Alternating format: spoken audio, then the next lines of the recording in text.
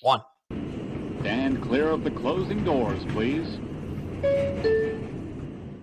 Welcome to Subway Sports Talk. My name is Peter Kennedy, and I am your host. Thank you so much, as always, for tuning into SST on Apple Podcasts app, Spotify, and on YouTube.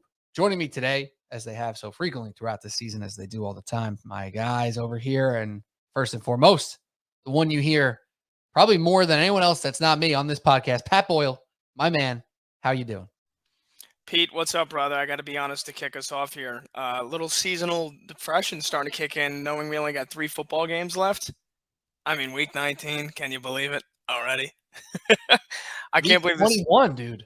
I know. This season flew by, and I'm gonna milk these final 3 games for everything they're worth.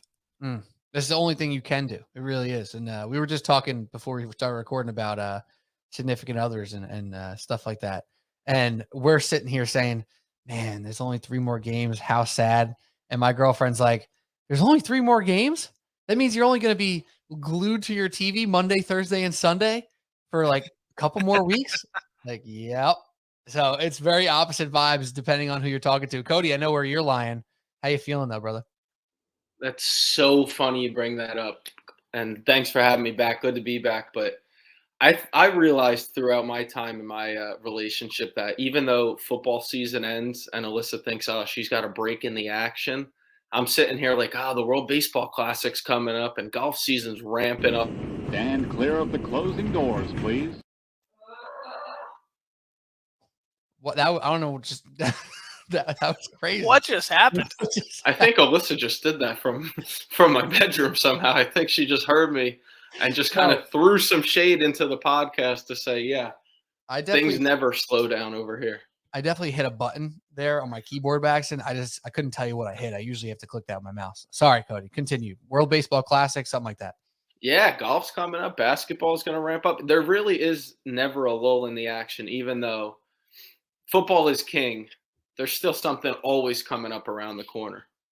And you just get deeper into basketball. You get a little deeper into maybe a little college basketball. I know Pat dives there. I don't dive there as much until tournament time.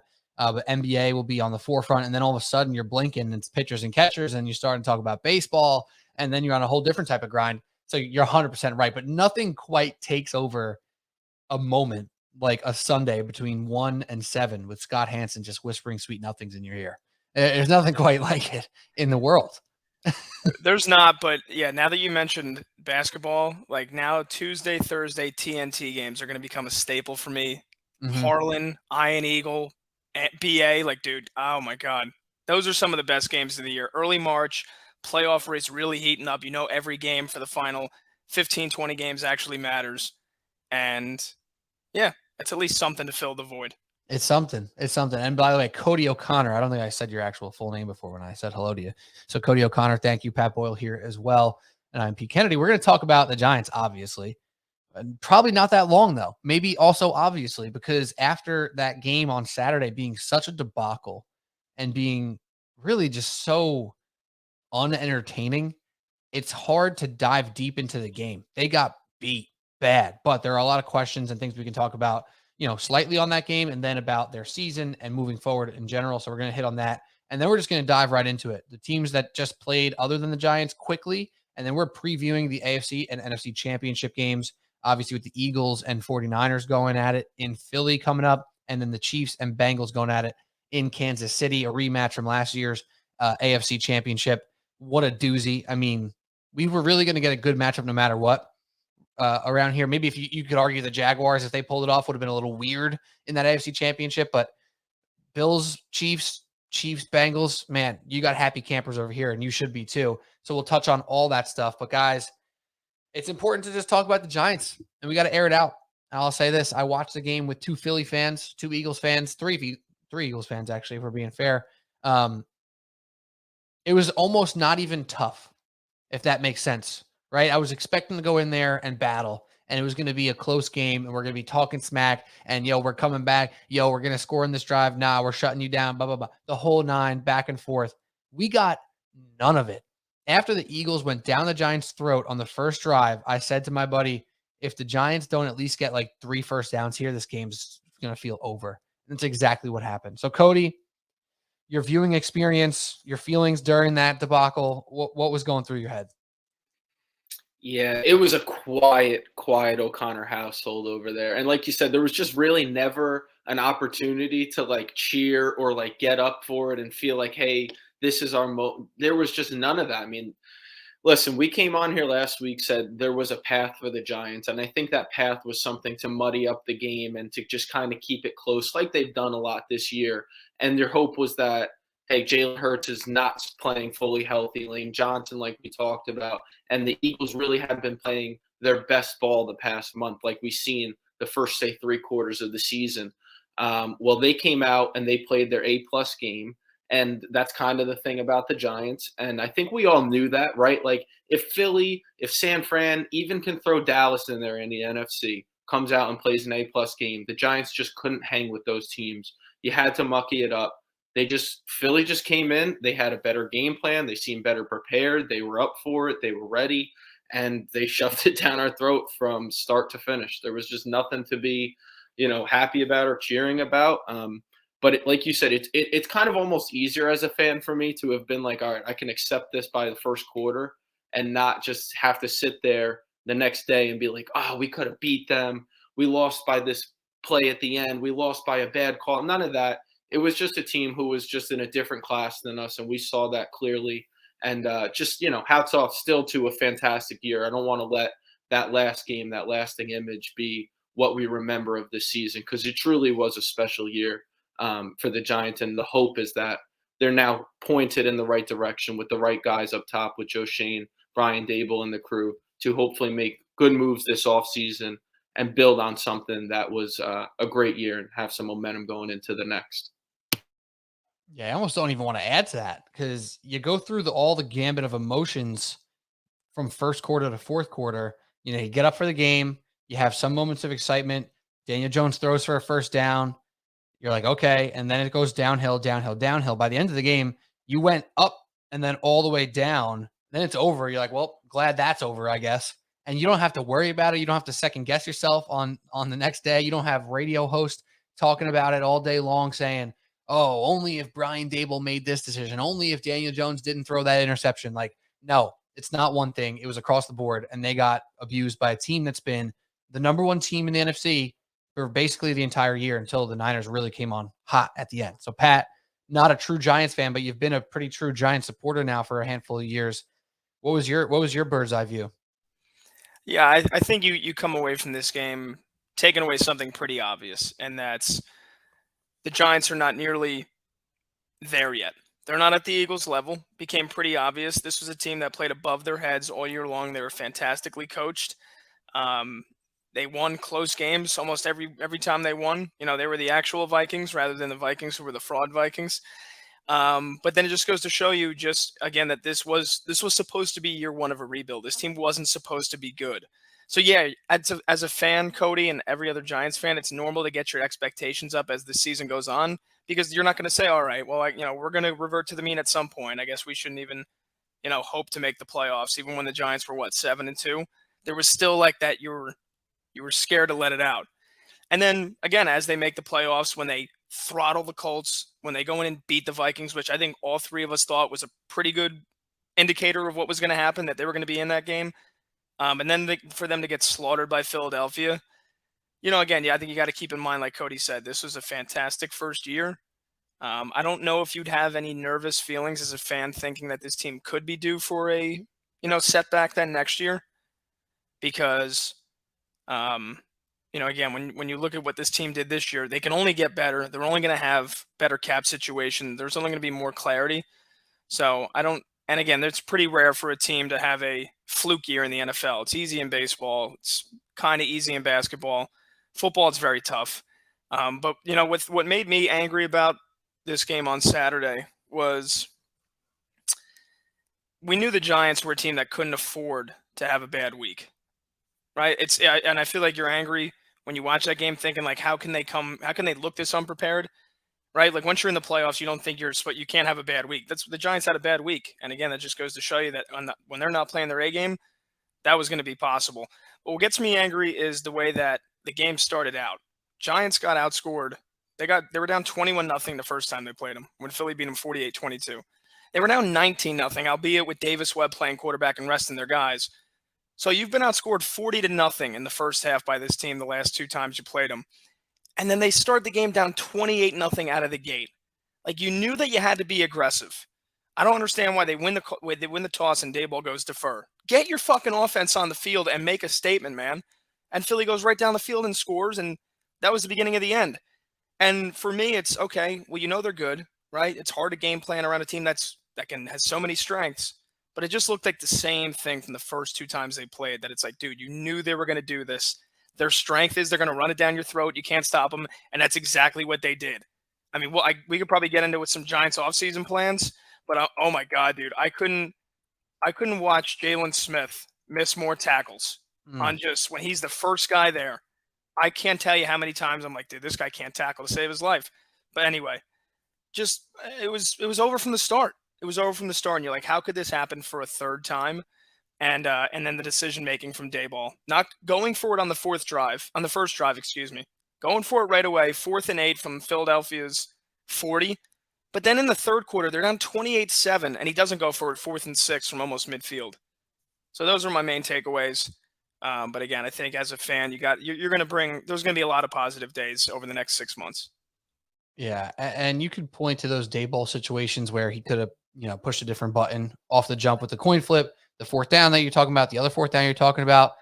Did those plays change the game? No, but it was really the overall vibe and opportunity of the game that didn't add up. It didn't add up to who they were all year, to who made them special, to what helped them get there. Because if you really think about the breakdown, like the chunks of their season, if you think about maybe I don't know, let's say in like thirds, there's like the first third of the season where they were overachieving, they were going over expectations, and they were crushing it.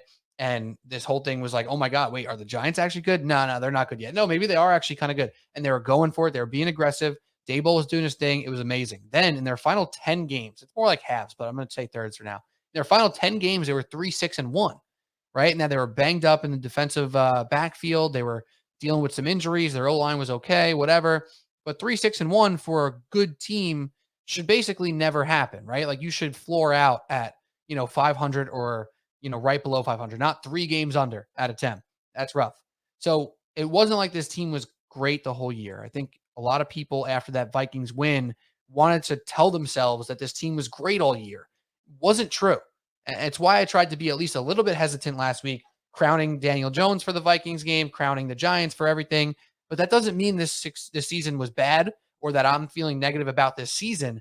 It was really hard for me to convince myself they were even on the same level as the Eagles. And yet I still kind of did as a fan. Very happy I didn't bet on the side more so than, $10 on the Giants money line for funsies and for some pride, some fan pride that Mark Shanlugan would never do. He would never waste $10 on a team he doesn't like. But overall, all the things he bet the Eagles money line.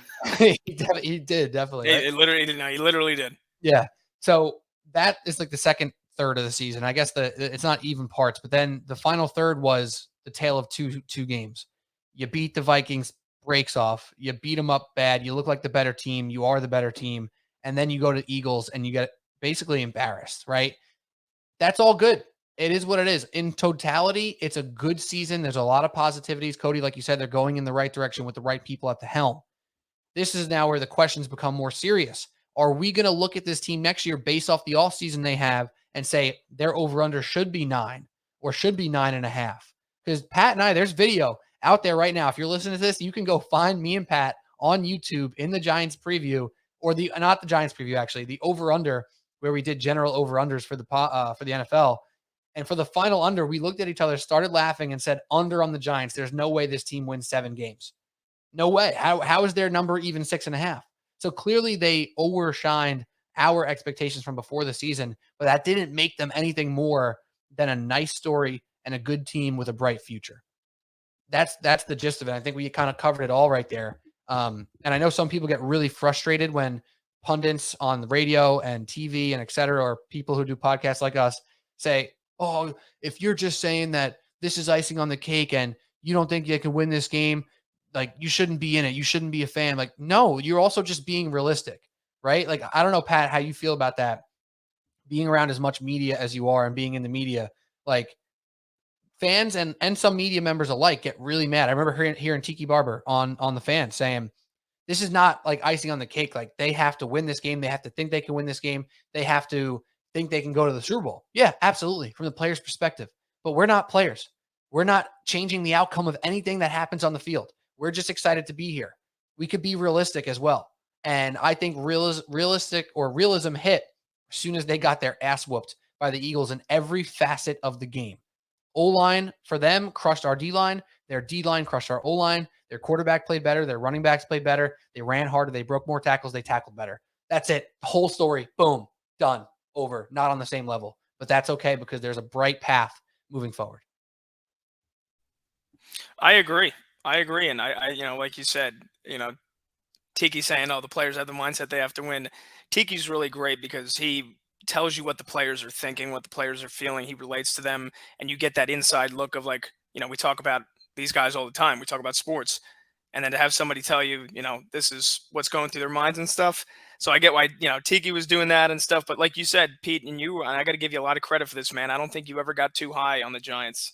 Whereas I tried not look, to. I think the future is extremely bright for Daniel Jones, and we can talk about him, and that's going to be a big talking point now for the next 2 months here, is what does the contract actually look like? I've said I think he should get 40. I think he's probably going to fall somewhere between 32 and 38.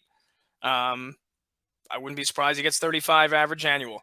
I think the Giants are going to lock him up. I think they are going to try their best to lock up Saquon. I don't think Saquon's a given. But I got very high on this Giants team because they blew me away in what it was supposed to look like. And then when you have a front office and a coaching staff that knows what they're doing, and you think about all the other franchises that once they get there, man, they're not going backwards because they're set up for a decade of success. The Brady run with New England, Golden State run with the Dubs. That's what you're hoping for as a Giants fan, that in 2 years from now, you can be there and then it's sustained. So I think the Giants are on the right track with there, but I do give you credit, man. I don't think there was ever really a point where you're like, you know what, this Giants team is special. And I think you speak for a lot of other people that didn't get too excited because you know where this team currently stands. And most of those people weren't Giant fans. I think that's the thing. And that's why there's a lot of haters. My friend Alec, who is he's a fans fan. You call him like a guy's guy. He's a fans fan. He roots for his Giants, Yankees, and Mets incredibly hard, and he gets down incredibly hard when they suck, right? Like, that's a fan's fan. That's how most fans are, and how you can argue a true fan's supposed to be. I just try to be at least a little bit realistic here, because I guess, like, I don't want to say it's part of our job here. It's like, that would sound so stuffy, like on a podcast that not that many people listen to in the grand scheme of things, right? It's not like I'm on the fan yet, like, so I don't have anything that's forcing me to be a hater. It's actually just what I see. And that's why even with the Knicks, after their win streak and whatever, I'm like, wow, this is amazing news. This is great that it's happening for the Knicks right now.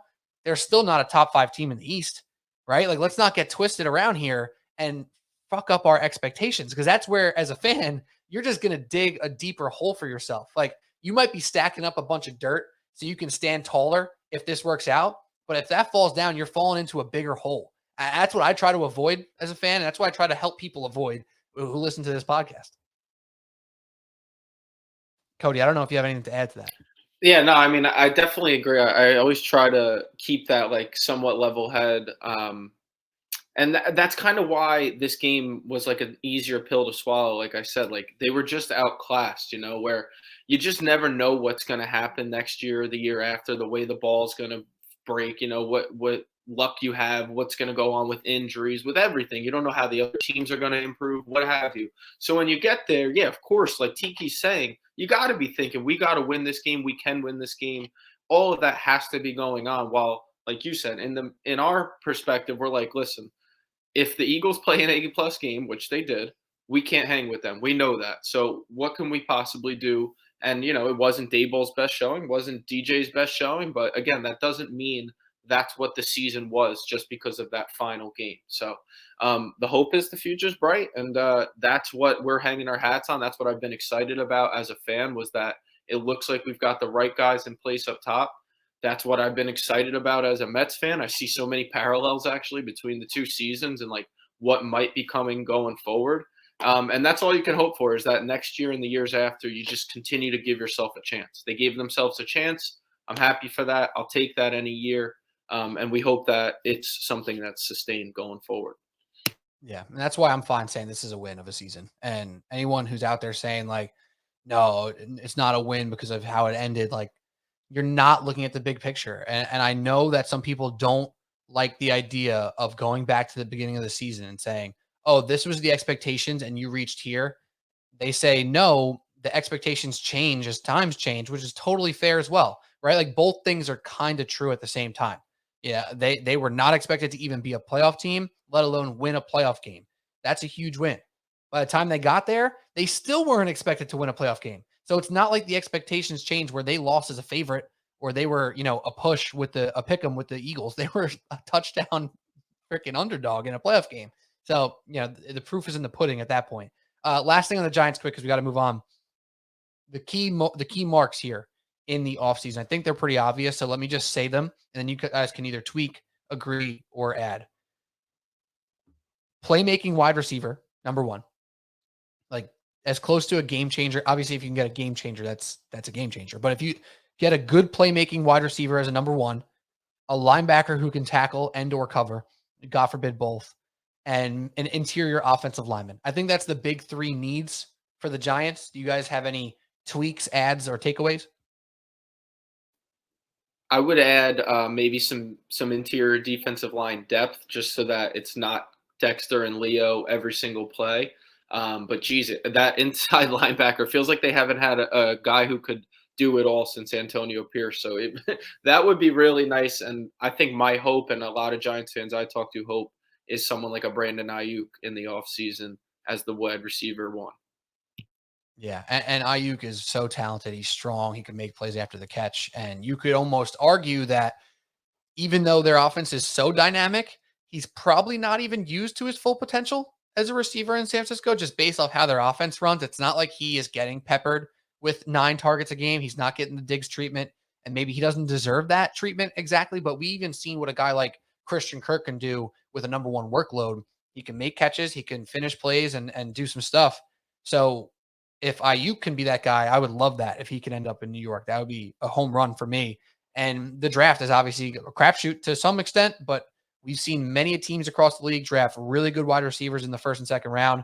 I think the Giants have to look there. Obviously, it kind of depends on who's around during their pick, but first, second round, got to go receiver, got to go probably linebacker or one of those interior lineman spots. I don't know. Pat, any thoughts?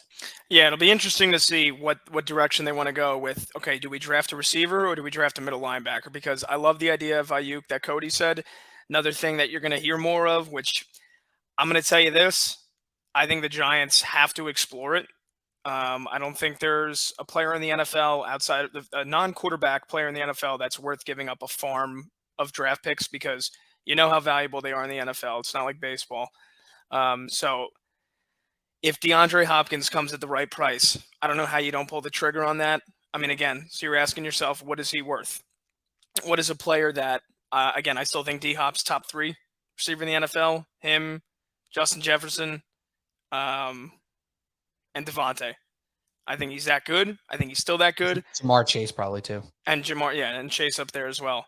But I think you ask yourself, okay, 6 games for PEDs. Is that a one-off? Or do we have to worry about that for the rest of his career? And then obviously, when is he going to start to decline? But, I mean, dude, you got one of the best pass catchers in football. And we've seen how Jones was able to elevate Isaiah Hodgins, who is a good possession traffic wide receiver where he can go over the middle and make catches. Hopkins has been one of the best in football in the last 10 years of doing that. So you got D-Hop and Ayuk to think about at the receiver. Or do you forgo both of them and you go just draft? I'd be surprised. But again, you got to remember, you got Wan'Dale Robinson coming back. You got Sterling Shepard coming back. Obviously, you don't have a lot of faith in his health, his ability to stay healthy. But there's that, and I think the middle linebacker is second most important. Tremaine Edmonds, I'm pretty sure Buffalo's middle guy is going to be a free agent. Do you go give him $60-70 million? And then, or do you draft linebacker first or second round and hope that you can develop a stud? Mm-hmm. So I think those are the biggest things. And then you have the obvious ones, like you mentioned. You gotta sign Jones. I don't think there's any question anymore about what the Giants are doing. I saw a press conference with Joe Shane where he kind of like let it slip a little bit when he said something about bringing these guys back next year, and then you could see Dayball like raise his eyebrows, like, "Oh, did you just give that? You just gave that away there?" He's like, "Wait, you Uh, told me not to say that." exactly, and then Saquon amongst the other guys that they have that are free agents, but obviously those are the biggest two. Yeah. Um, so Yeah. yeah. Yeah, agreed. And I personally, I'd rather go receiver in the draft just because Hop's age. Maybe you go Ayuk and draft a receiver in the second, third round, maybe, and then you go with the linebacker or lineman on the first round. I don't know. I think those are both options, but I love D Hop. Know how talented he is. Stashed him in 2 different fantasy leagues this year, and he helped me out a lot. But age is also creeping, so you got to be careful with that as well. So we'll see where they go. That's pretty much it for the Giants right now. We're going to talk now a quick recap, kinda, I guess. Not really, not much to recap here as far as the divisional round, but then we'll talk about the AFC and NFC championship from a preview standpoint. So real quick to run through it, the Jags held tight. Chiefs come out on top. Mahomes' injury we'll get to when we preview the conference championship game a little bit. But on the Jaguars, just as their little mini moratorium here, another team that overperformed, got above expectations, won their division, got into the playoffs, won a game, and, proved why you can actually buy some stock in that franchise as well. And especially in Trevor Lawrence, who I mentioned in our podcast last week. I could make an argument and make a case, and I very well might come next year, that he could be a top 6 or 7 quarterback as quick as next year. After this little mini playoff run for him, how do we feel about T-Law down in Jacksonville? I think he's got the potential, obviously, right? I mean, number one draft pick. I've seen him make some incredible throws this year. He's got an absolute cannon. I think that's the thing people don't realize is that he probably has a top 5 arm. I'll absolutely give you that for sure.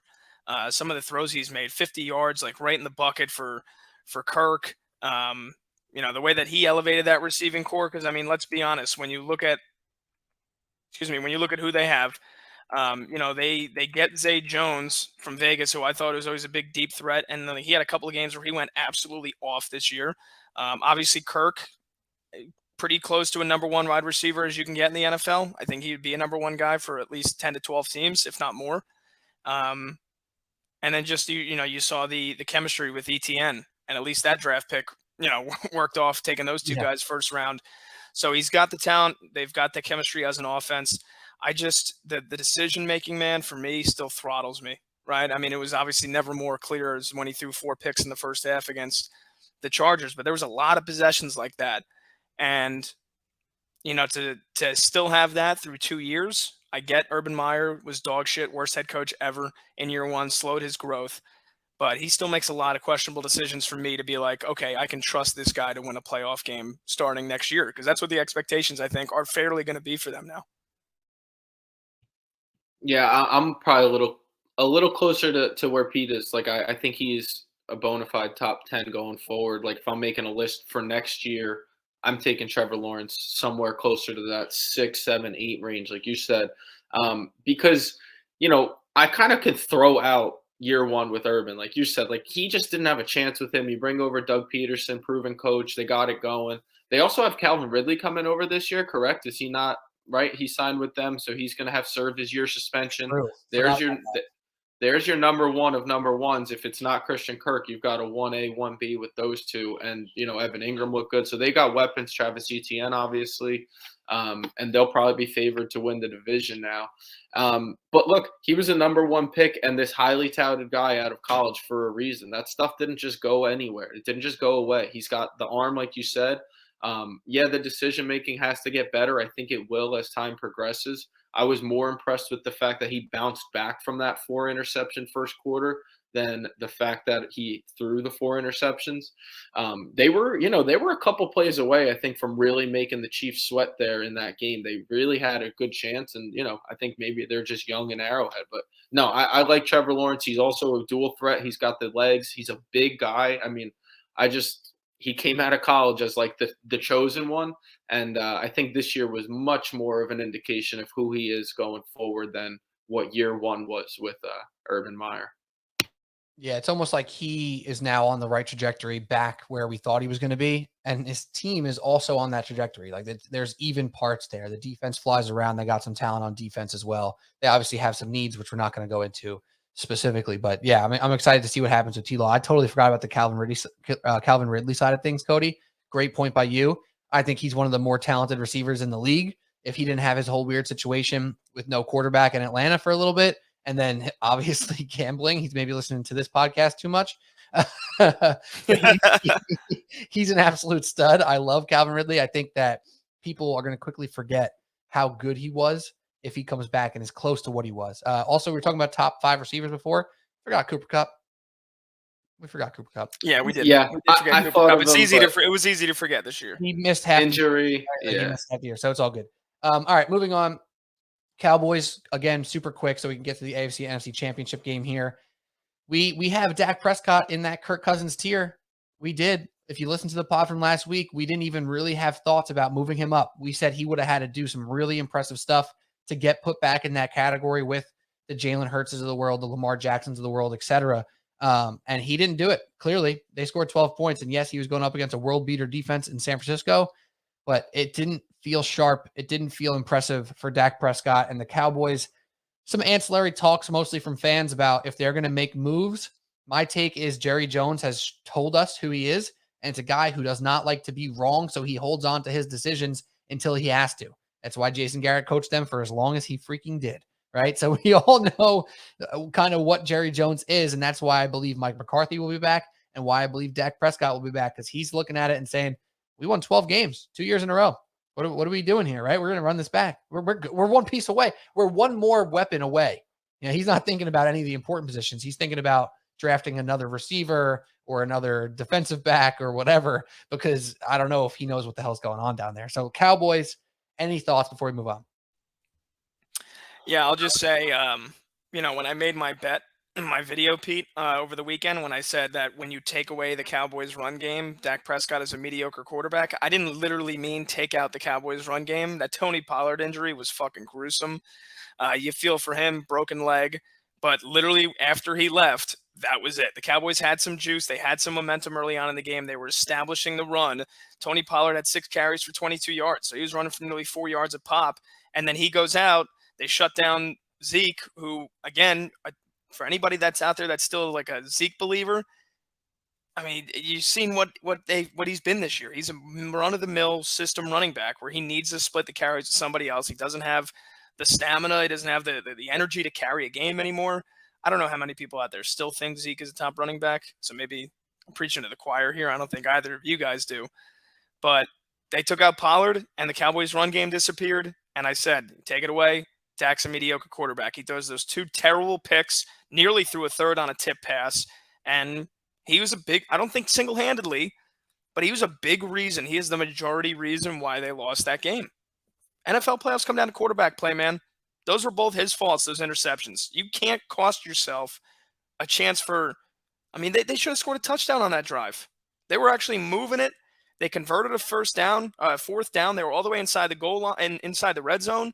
And then he just throws a pick where Burrow just throw the ball away. So he took him out of that game. The defense played very well, like I thought they would. That's why I had the under. So, yeah, that loss is on Dak, and there's a reason we had him in the Kirk Cousins tier. Dak Prescott, you are who we thought you were. Like that game was on his shoulders. They scored 12 points. The defense was phenomenal. They were flying around, getting to Brock Purdy, who hung tough. Didn't have his best game, but he hung tough, man. He showed that he can hang in that spot, and that's twice now.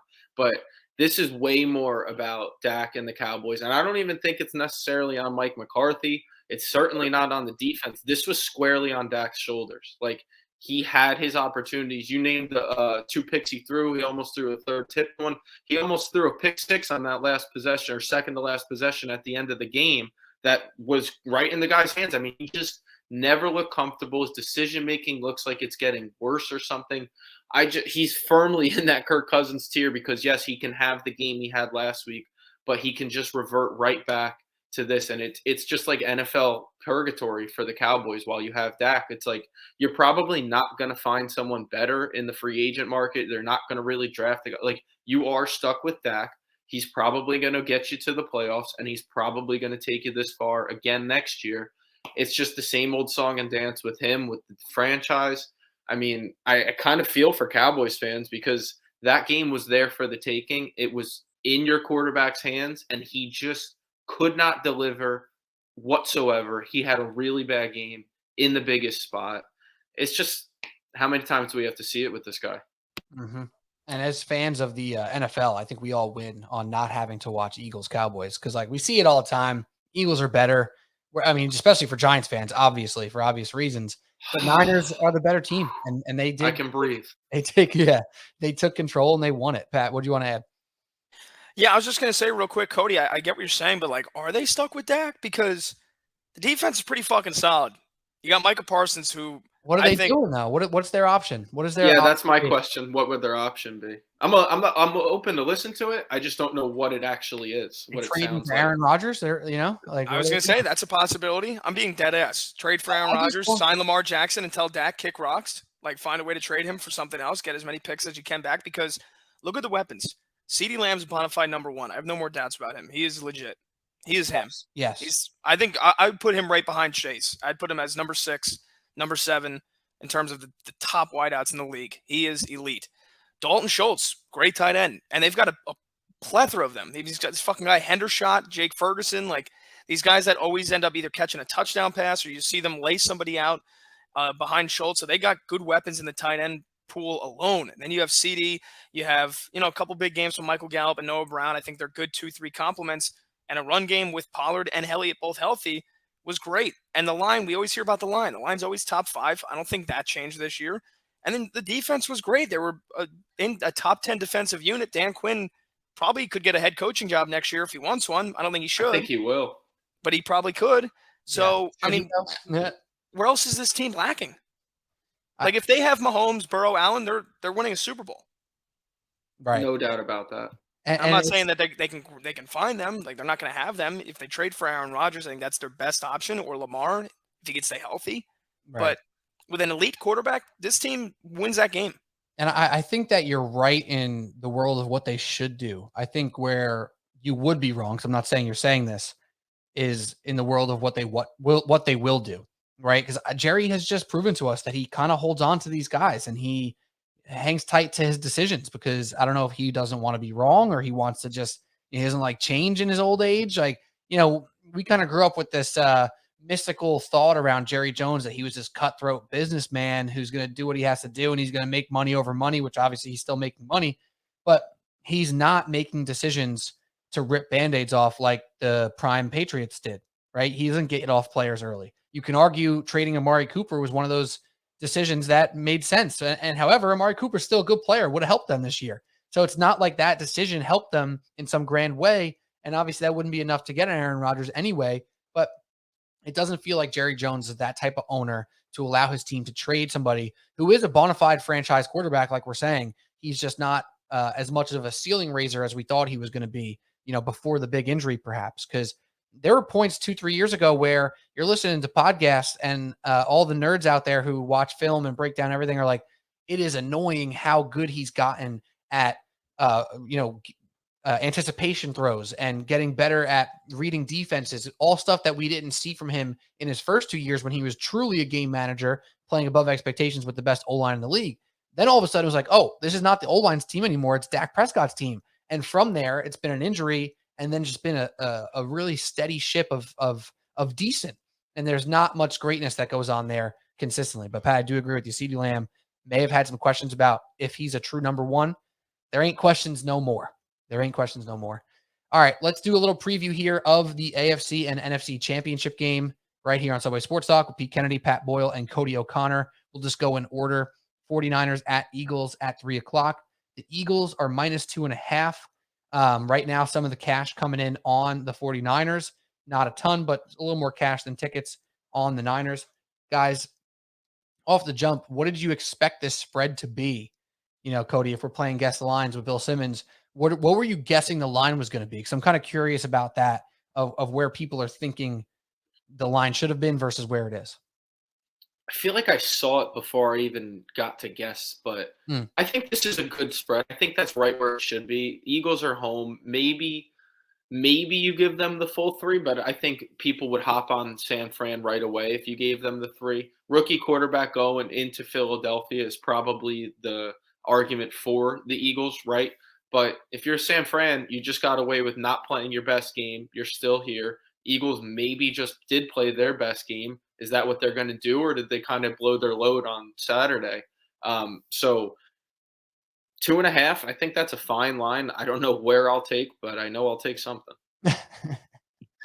Pat, what about you going into the spread? Yeah, I agree. I thought it was going to be 1.5 or 2. I didn't think there was ever a shot it was a field goal or more. So I think this is pretty exactly where it's supposed to be. I think it's a tinge closer to 2.5 because I think a little recency bias within that. I think everybody just saw the Eagles destroy the Giants and the Niners. Yeah, Cody, like you said, they didn't play their best game. Had to kind of sweat it out against Dallas. So I think there's a little recency bias. I thought it was going to be 1.5 or 2. But yeah, this is right. I mean, it really just comes down to who do you think is going to win the game. I don't think this is, 2.5, anything inside a field goal. And it's not a pick 'em, but, again, the question is going to be, can they slow down Hurts's legs, right? Number one run defense. Can they live up to that name?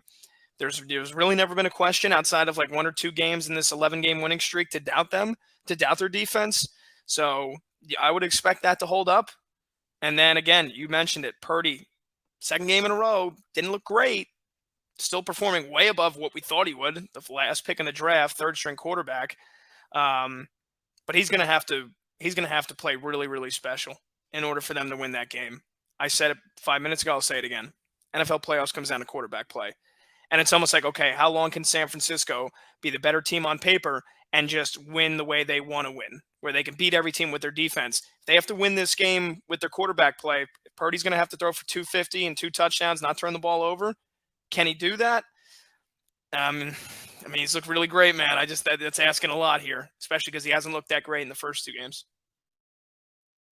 McCaffrey's health is also a little bit in question with that calf injury. I think it's like a grade 1. He'll play. It's just, what kind of explosiveness. Obviously, so much is centered around what he can do in both the running and passing game for San Fran. So his health is going to be, really important going forward.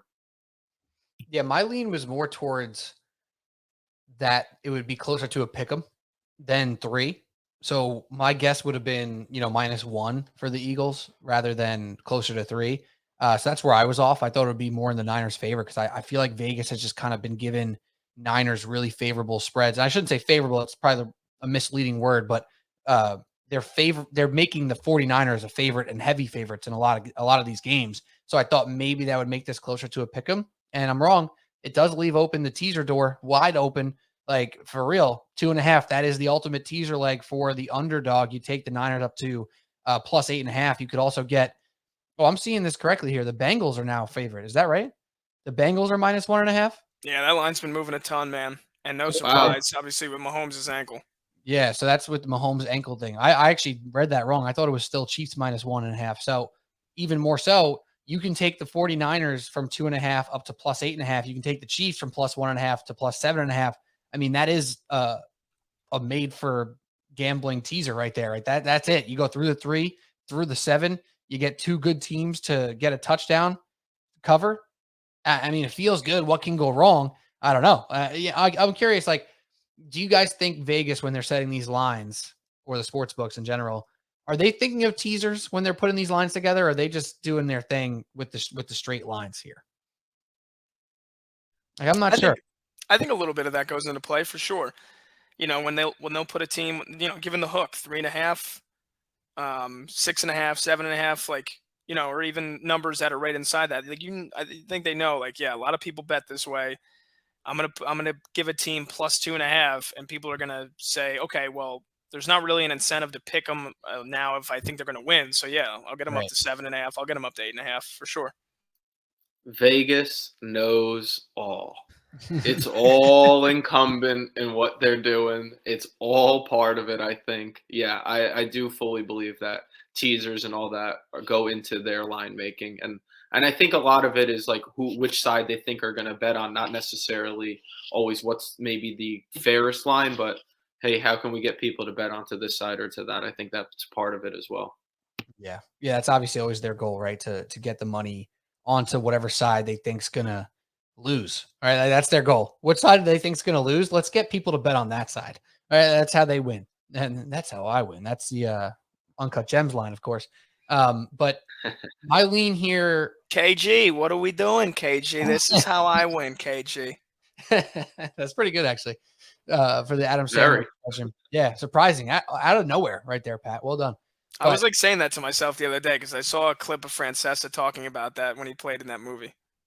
oh, I forgot that Francesca was in that movie.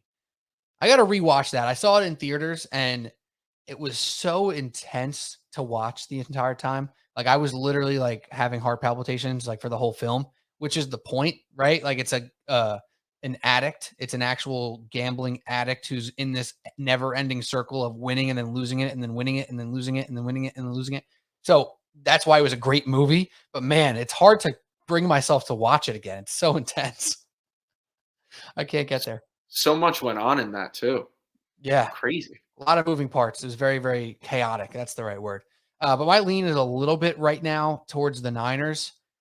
I just really am so freaking impressed by their defense and the way they fly around. And if anybody's going to get on the Eagles and not just stop their run, but make it difficult for Hurts to get off some of those deep shots that he'll take, it's the Niners, man. Like they are the type of team that can kind of swallow them up. So my current lean is towards the Niners, but I'm not ready to make a real pick yet on this one. I have to think more about it.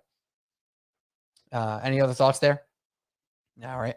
All right. Chiefs home against the Bengals. The rematch of the AFC Championship from last year. Pat, what's the up to date on Mahomes? What did you see? Yeah, so high ankle sprain. He's insisting he's going to play, but yeah, he took it on that hit. I forget who it was on Jacksonville that kind of just fell on him. And I know some people were upset. They're like not even trying to wrap and tackle. I think your boy Warren Sharp tweeted out a video. He was pissed about it. Not even trying to tackle. It clearly just fell on Mahomes' ankle. They were trying to hurt him. I mean, again, do you buy that? That's up to you how cynical you are. But yeah, I don't. It didn't look like it was affecting him a ton when he came back in that second half. Now, again, I'm sure he took popped some pills, a little painkiller there. He had adrenaline running through. Now, after a full week, if he's trying to stay off of it, I mean, that doesn't go away in a week. High ankle sprain, unless it was, like on a scale of 1 to 10, unless it was a 1, which it didn't look like it was a 1 from the replay, it's going to be affecting him. It's gonna affect his when he plants to throw. The height of his balls, how much juice he's got coming off his arm, and his ability to move in the pocket. So I think that absolutely goes into this game. I think you're a fool if you say, "Oh, Mahomes is fine. They're just drawing. They're playing this up. He's going to be 100%." He's not. Not going to be 100%. Again, he's the best quarterback in football. I think he can obviously overcome that a little bit, but not 100%. And in a game where Cincinnati once again looks so goddamn good and complete in the postseason, you're going to get their A game. They're well coached. I got to give Zach Taylor a ton of credit. The way they prepare, the way they came out and just absolutely dominated Buffalo from start to finish was a testament to where this franchise is and where Joe Burrow is. And the motherfucker talks a big game. The window is me. As long as I'm playing, we have a Super Bowl window. Again, I said every week, how can we doubt him? How can we doubt him? You bet on Joe Burrow, you're pretty fucking rich over the last 2 years here.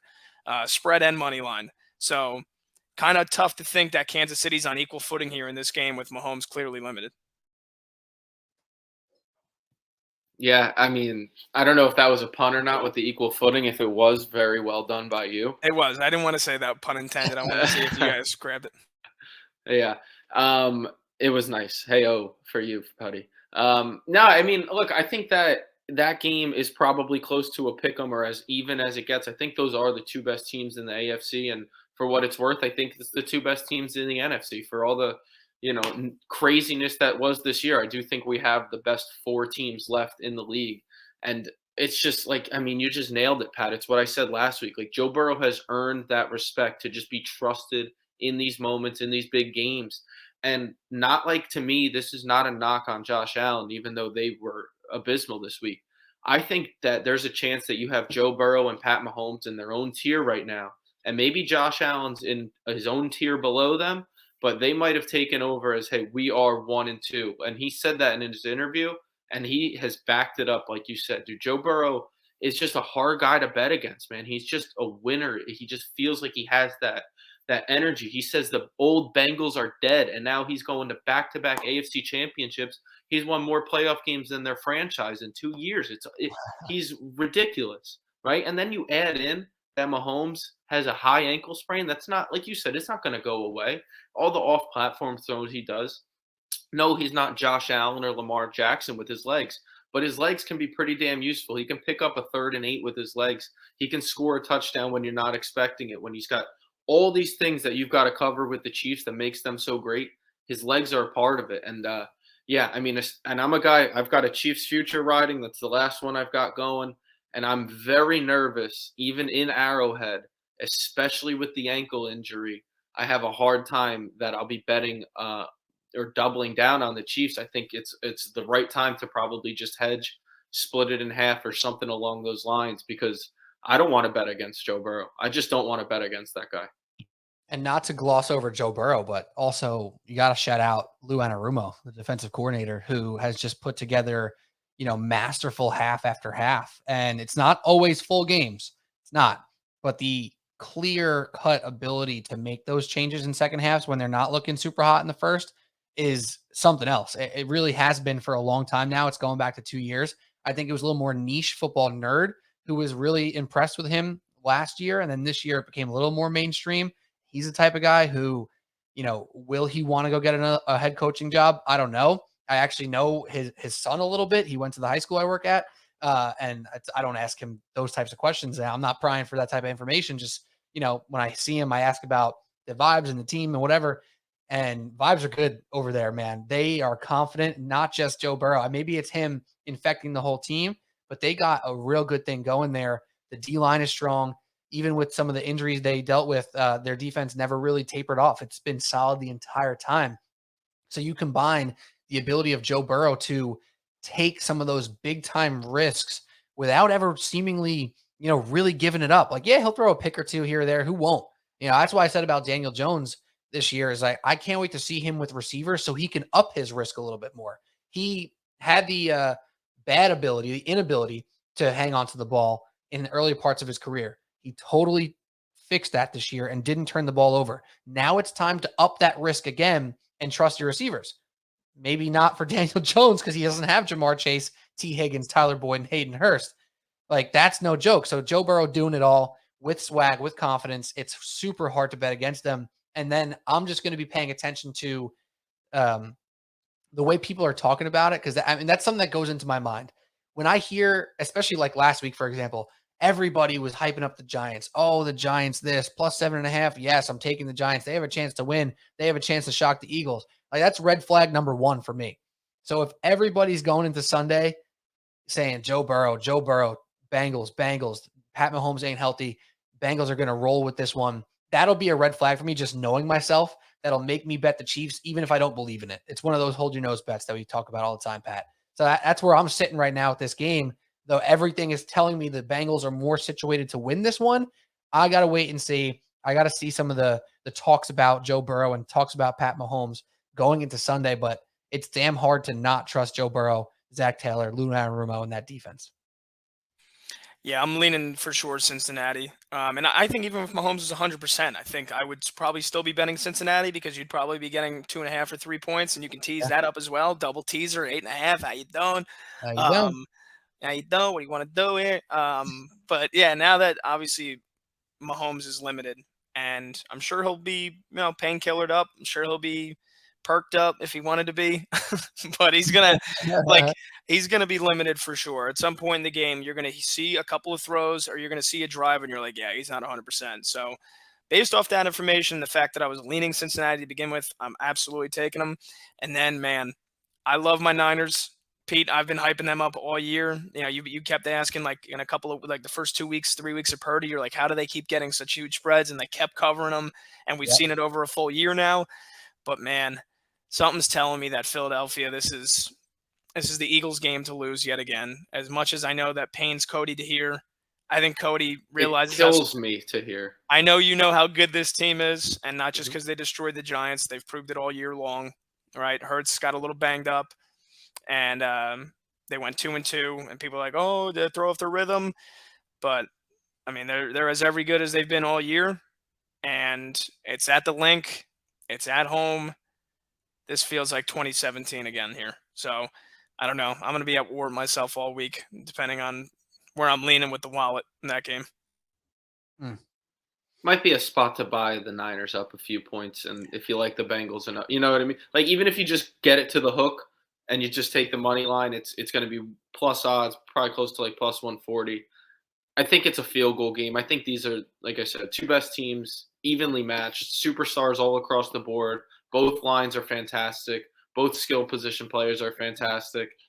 It's going to be a dogfight, and God, I hate that you're probably right that it might be the Eagles' game to lose, after the Phillies made their run to the World Series. Their fans say they won the National League. I say they lost the World Series. Either way, it sucks. But yeah, like if I'm betting this game tonight, if these games are being played today, I'm probably going Bengals plus 3.5, Niners plus 7.5, plus 107 odds. To me, that's a smart play. It feels good. There you go. It feels good. We'll be doing picks later in the week as well. Hopefully we'll do a pod or something. We'll try to figure out some timing. The past 2 weeks have been difficult with me being away. And then last week we couldn't figure it out either on the picks pod, but we're here right now. So hopefully you enjoyed today's episode right here on Subway Sports Talk. What a time to be alive. What a time to be a sports fan. Like Cody said, the 4 best teams in the league are the Final Four. You don't get to say it every year. You really don't. Probably less often than not, or more often than not, you don't get to say it. So I'm excited to watch on Sunday. I know we're excited to talk about it as it happens and afterwards. So for you guys listening, thank you very much. Don't forget to subscribe, rate, review on Apple Podcast app, Spotify, and on YouTube. You can subscribe and hit the notification bell. All that stuff really, really helps the page, helps the podcast a lot, helps it get in front of more people's ears and eyes. So thank you for doing that. For Pat Boyle, for Cody O'Connor, I'm Pete Kennedy, Subway Sports Talk. Cheers.